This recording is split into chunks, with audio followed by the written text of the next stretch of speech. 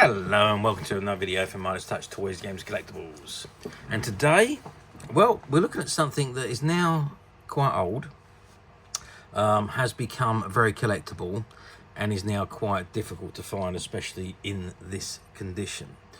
We are looking at the 1979 release by Mego from their Star Trek The Motion Pictures series of 12-inch action figures. And these action figures were actually distributed in the UK by Pedigree Toys. And this particular figure we're looking at today is of Mr Spock. Now, you all know Star Trek The Motion Picture was basically a relaunch of the original Star Trek television series, which aired from 1966 to 1969 and featured the crew of the original USS Enterprise. And basically, when Star Wars hit the big screen and done hugely popular, Star Trek decided to follow suit, and they basically relaunched Star Trek under the guise of the motion picture, which was created and produced by Gene Roddenberry, and it's set in the year 2270, when this huge mysterious cloud of unknown origin known as Vija approaches Earth, destroying everything in its path. And Admiral Kirk, as he is then, assumes command of the refitted USS Enterprise to lead it on to a mission to determine Vija's origins and to stop it from destroying anything else in its path. So it was all the original crew reunited for this movie. It was released in December 1979. It ran for about 2 hours and 12 minutes, something like that. A little bit of trivia. The budget for the movie was $44 million, and it netted at the box office $139 million. So it tripled its cost, which was good. Anyway, this particular figure we're looking at today is from that Mego line, and it is of Mr Spock. And this is the box that it comes in. Now, the very top of the box, it says number 91210/2. Recommended for children over 4 years of age. And it says Star Trek. Incidentally, the original purchase price is still stuck on the top left-hand corner there, and it was 99 pence back in 1979. There we go. And there you can see the image of the USS Enterprise, and you've got Dr. McCoy, Leia, Captain Kirk or Admiral Kirk, Mr Spock, and Captain Decker, or Commander Decker. He's reduced in rank too. It says Mr Spock, 12.5-inch fully posable, authentically costumed Star Trek figures. Pedigree Toys, Wellingborough, England. And you've got copyright information on the bottom left-hand corner. And on the right-hand corner, you've got the Mego logo. Okay, that's the front of the box. Let's turn the box around to the back, and let's see what we got printed on the back. Okay, so I'll turn the box around, and this is what we got on the back. So, again, it says Star Trek. Collect all Mego's fantastic action figures to recreate the adventures of the crew of the Starship Enterprise. So you've got Captain James Kirk, the resourceful and compassionate captain of the USS Enterprise, who skillfully guides his crew through unknown alien territories. Mr Spock, the half-human, half-Vulcan first officer of the Starship Enterprise. Ilea, this exquisitely beautiful and bald lieutenant navigator of the Enterprise, comes from the distant planet Delta 114. She is the newest addition to the Enterprise crew. Klingon Commander, heavily armed commander of the Klingon Empire, who poses a constant threat to Starfleet Command. Decker, the young, aggressive executive officer, second in command to Captain Kirk. His vast knowledge of the remodeled Enterprise and its technology threatened Kirk's authority. And the Arcturian, a race of alien warriors called on to aid in the destruction of the threatening forces of the universe. And you've got the copyright information just below that, and again you've got the Mego Corp logo at the bottom on both sides of the box there. And if I just turn the box to the side, it's got the Star Trek writing, and if I turn it over to the other side, it's the same again on this side. Star Trek again, the writing there. The top of the box says Star Trek with the Mego logo. and the bottom of the box, again, Star Trek the Mego logo. And I've got to say, this box is in absolutely near pristine condition. Fabulous box. Okay, so that's the box. What I'm going to do now is I'm going to open the box, remove the figure, and let's have a good look at Mr. Spock himself. Okay, so I've removed Mr. Spock from the box, and I have him standing up in front of us here. And you can see he is dressed in his Star Trek the Motion Picture uniform, which probably wasn't the best uniforms, I think. I think it was a kind of like a hash between the original series and probably what they've seen on other science fiction films, but it wasn't a great uniform. The uniform that they changed to for the Wrath of Khan was a much better uniform. Anyway, this is Mr. Spock, and you can see he is in absolutely almost pristine condition. He's holding his phaser there. Obviously his hand does move, so you can angle the phaser any particular way that you want. He's fully articulated. Now these figures suffer with a few faults. Now the faces will grey out because of the rubber that was used.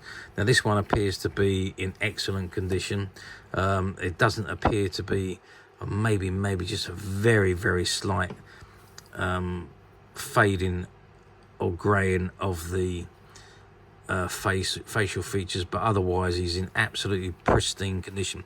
And the other one was that the knee joints, the bolt that held the knee joints in would come apart, and the legs would break. So that was the problem with these particular figures. That used to happen quite a lot to them. But so if you picked up one of these figures, oops, it's fallen over, more often than not you would find that there was some either damage to the leg or greying of the facial features because of the type of rubber that was used, and of course because they were pins that held the legs together, and the pins would snap or break, or that would just fatigue with age, really. Now this particular figure, now this was a shop demonstration figure. He was in the shop counter with a couple of the other figures.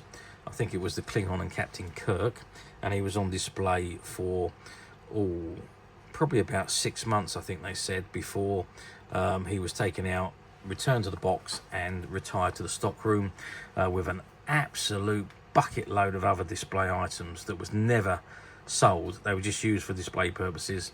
When the display had finished, they put them back in a box and just stack them in a big boxes in the back of the stock room. And this particular figure was one of those ones that just got stacked in the stock room, so it never actually sold. Hence the reason why the box is in such good condition and why this figure is in almost mint condition. So yeah, absolutely pristine figure. Anyway, let's have a good look at him. So it says that he's 12.5 inches, which is probably not quite right. I would say that he's about 12 inches tall. As I say, it does say on the box 12.5, but there's no way he's 12.5 inches. Let's measure across, which is 30 centimeters incidentally, 10 centimeters across his hand area there, and depth wise, widest point, you're looking at about 6 centimeters. Articulation wise, well, the head turns, and it is a rubber head, so you can move it a little bit about it, but you've got the head, you've got the arms, you've got the elbow joints, and the hands. So you've got 6 points of articulation on each arm. You've got the waist that turns, and you can move him backwards and forwards, because it's like the Action Man. It's on a ball joint there. You can see there. He's literally on a ball joint. The top of the legs, the knee joints, and the feet. I believe the feet don't move. So you've got the knee joints, the waist, so you've got 2 points of articulation on each leg. The waist, which has got 2 points of articulation. The arms are 3 points each, 3, 6. 7, 8, 9, 10, 12, about 13, I say 12 points of articulation to be on the safe side, if you count the waist as 1 point of articulation. And obviously, if I can get him to stand up again, his phaser, he's holding his phaser in his hand. I'm just going to stand him, try and separate his legs and make him stand a little bit better. There we go. So, oops, he's falling over again. Okay, let's sit him up. It'd be easier just to sit him up. I think it's because I'm on an unflat ground bottom there that he keeps falling over. In actual fact, let's stand him up. Okay, so there we are. I'll stood him back up. I'll straighten him up. I'll stood him back up, and there you can see he's standing again. The uniform is absolutely lovely. As I say, it is based on not the best uniform that they wore in the shows and the movies, but it is in absolutely fantastic condition. It's almost in mint condition, I would say. He's in absolutely incredible condition, this figure, along with his boots and the phaser. If you just look at the phaser in his hand there, the phaser is done exquisitely for a miniature one. It just looks absolutely incredible. Okay, so let's turn him round and let's have a look at him from behind. Okay, and there you can see the uniform from the back. Again, let's zoom in on it, and it's got the press stud at the top which holds it on, opens up at the back if you want to take it off him, and there's the gold marks around the gold sleeves around the edge of the sleeve there, the gold braiding, which is what they had in the original series, so they kept that in these particular uniforms. So but again, it's in almost a mint condition. So fabulous figure from the 1970s in an absolute almost pristine condition. Okay, let's turn him back round to the front. Okay, so there we have. If I've got one criticism about this particular figure in the box, is because it doesn't have the inner card which he would have been strapped to.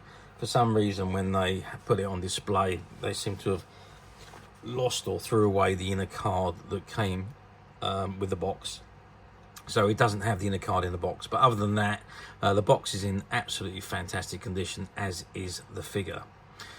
Okay, how well did these figures do back in 1979? Well, probably not as well as we would have all expected them to do. Mego, well, these were the 12 inch action figures, and Mego wasn't actually known for 12-inch action figures.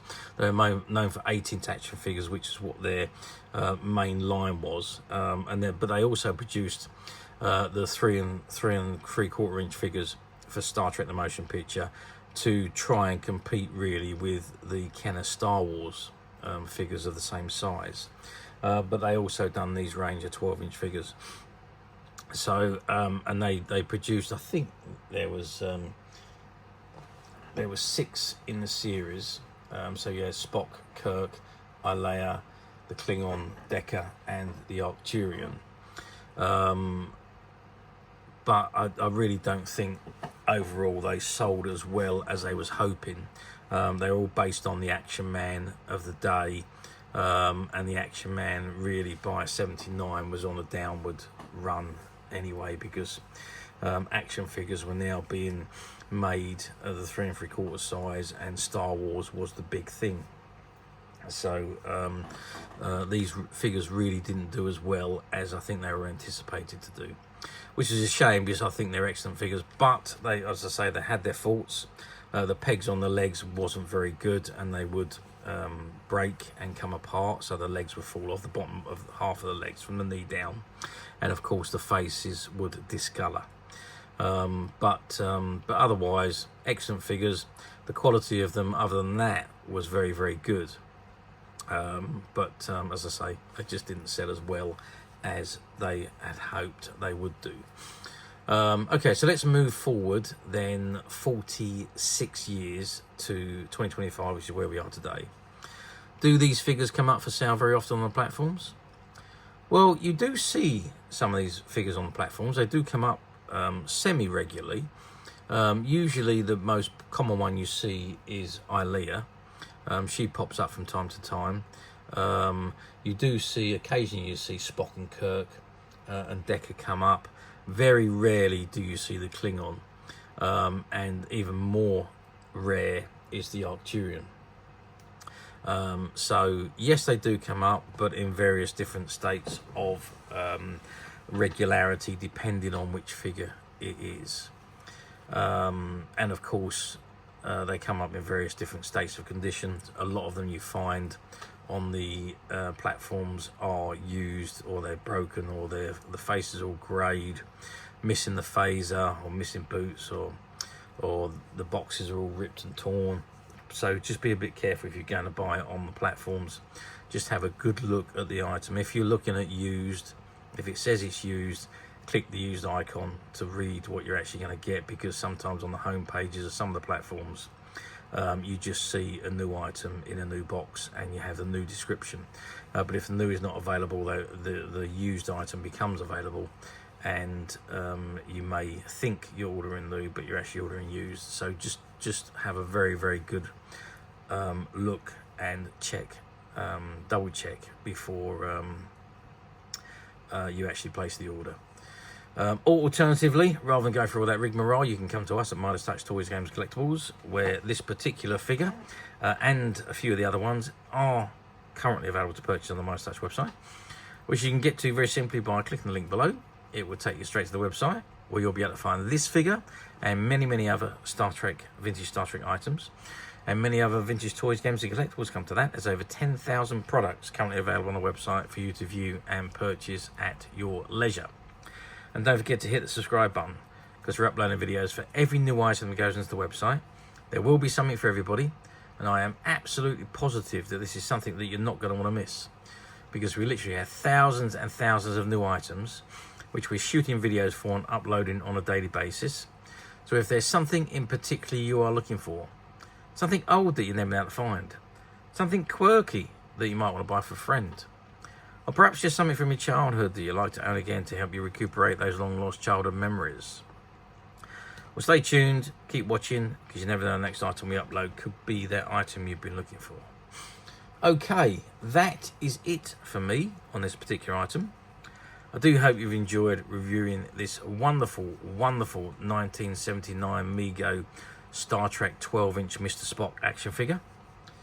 Thank you for watching, and we'll see you again next video. So bye for now.